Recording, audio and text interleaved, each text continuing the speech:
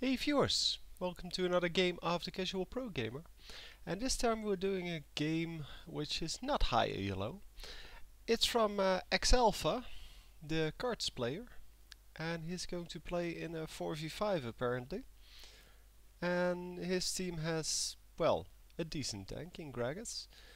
They have, three very good characters, two of which are pretty tanky. For the rest, so Warwick is pretty tanky. Rice, the new Rice, is pretty tanky. Well, Gragas was the tank, as I said, and Karthus is going to be the damage dealer. So he's probably going to end up with a very high score here. Then the enemy team has two good tanks in Mordekaiser and Shen. Then a very tanky character in Swain, especially due to his lifesteal, and two physical damage dealers in Tryndamere and Caitlyn, which means that if the enemy team, so our team, gets some normal armor, they will probably do very well. Well, we'll have to see. Everybody seems to have loaded up. Hopefully the game will actually start anytime soon. I'm not sure what the system thinks about people that are not connected, but apparently the game starts. We'll be following around Karthus as he's going mid, it seems. And I'm not sure how this game's going to go, but it's 4v5. Normally people will say that 4v5 is unwinnable, but you have to take into account that in this case the 4 is or the fifth person is AFK for the whole game in this case. At least I'm assuming he's not coming back. But now all the experience is going to go to 4 people instead of 5, which means that you will have a level advantage over your opponents, especially if they had a jungler, then it would be even better. But in this case, they still have a pretty decent chance to win. I'm not saying it's easy, because you have to get fed early on to to win. And I'm not sure whether, hang on, let me look at the chat. Oh, apparently Warwick is going to jungle, but why doesn't he have smite then? Yeah, he doesn't really need smite to jungle, but it's highly recommended because you're so slow where you don't. And okay, so Rammus has reconnected, making a second tank and making it even easier to do this. Karthus is being very nice and actually helping a little bit with the wolves there.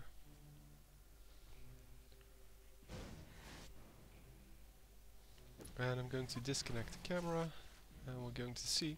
So he's up against Caitlyn, and he should be killing the minions and not harassing Caitlyn here, because he missed 2 minions now because he was trying to get Caitlyn, and he should have just attacked the minions. Because they're way up at this tower. Well, the range of Caitlyn is amazing, of course, and that is going to be a problem, especially the Q skill. So, we'll see. Last hitting, real problem for most people. And as we can see, he now has 1 minion kill. All of the others, well, it's 0-0 for the bottom lane. And then 4 and 2, well, 4 is of course the jungler, who has the easiest job of last hitting, because every jungle creep is an automatic last hit, because there's no one else around. Oh man, attack the minions already. No, that's really something he has to work on. And as you can see, the Caitlyn only has 5, so it's not too bad, because this is the second minion wave or third minion wave, and I should be at either 12 after this minion wave, which is every one of them. No, this is the third minion wave. So they should be at 18. And instead of 18, she's at 7 and he's at 5. So they really both need to work on their last hitting skills. You cannot blow up the traps. Here, this one he should have easily gotten.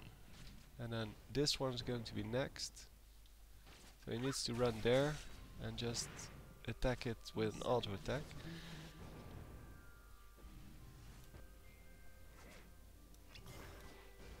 And if you learn how to, okay, he's gone again. So he wasn't even in the game really. He still has 0 minion kills, so he probably never actually connected. I don't know how this actually works, but I don't care either. He's just not in the game. You can see the harass has been fairly effective, but the only harass you can really do consistently is throw down the wall of pain and then lay waste. But in this case, well, Caitlyn is being stupid. So yeah, using the flash was a little bit too early. He should have waited until he could have had a wall of pain there. Then you can flash on top of someone, and that is really a lot more effective. Especially when there's this much minions around. And there's no reason to go back, because Caitlyn cannot actually attack you, because she's very low health herself. You always have to keep in mind the whole game state. So in this case, Warwick should have come in from the back, just attacked her, and 2 auto attacks later she would be dead. See, and now he needed the flash, and it would have been a kill. But yeah, this was a kill anyway. So the first flash use, in my opinion, not the best, but it's okay. Oh, by the way, he asked me to comment on where he can improve his gameplay, so that's why I'm kind of bashing on his mistakes.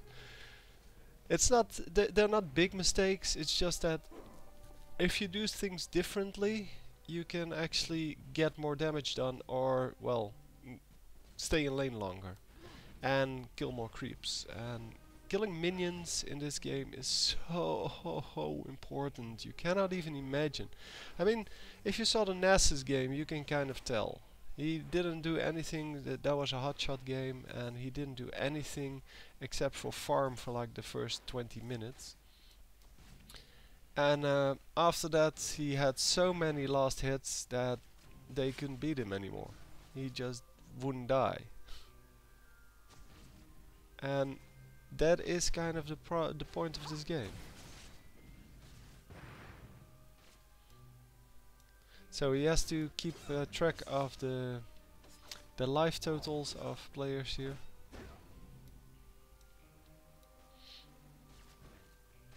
Because now he has his ultimate, and his ultimate does 250, well, 264 damage. But he has no magic penetration, or maybe he has. Yeah, he has 15%. That's pretty decent. But as we will see, for example, this guy has 23% reduced magic damage, which means that it's going to be 8% because of the 15% spell penetration. Okay, this is an easy kill, I guess. Oh, get him already. Yeah, finally.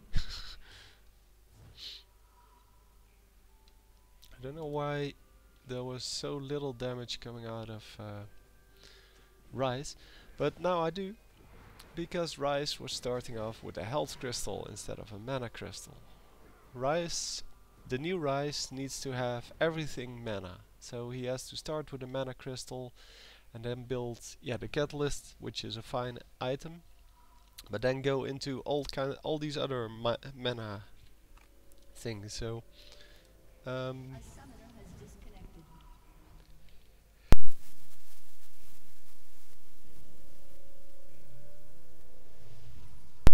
so as you can see, these are the mana items, And the good ones for Rise, Sapphire Crystal to start with, into either Catalyst or Tear of the Goddess, depending on how you're doing.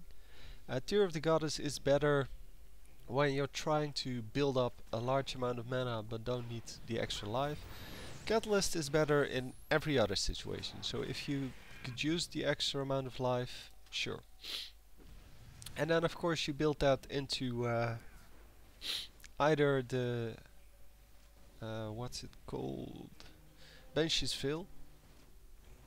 Let me disconnect the camera. You either build that into Banshee's Veil or the Rod of Ages, and then you'll have either a lot of AP and a lot of mana, which is not recommended by me, by the way, or you get the more protection. So, the Rod of Ages is pretty good, but it doesn't give you any protection. And New Rise, you can build him as tanky as you want, because there's only so much damage you can do. And there's a certain threshold at which point AP is no longer, well, a problem. So he missed a whole lot of last hits there again, and yeah, at this point, because there's two people here, he should be attacking the minions with his spells all the way through. So as soon as he can, because otherwise the tower is going to get all of them. And as you can see, he's getting one.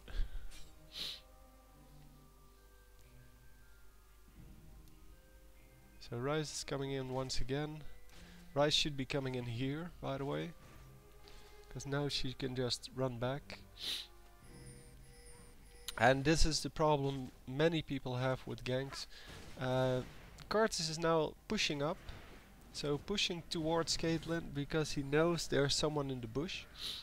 Instead of just staying back, letting the minions push to him and then let Rise come up behind him, and then they can get both of their combos off and probably kill her. But because he moved forward, Caitlyn moved back, because Caitlyn is very low health and she's going to move back with every forward motion of Karthus. Karthus has to pretend here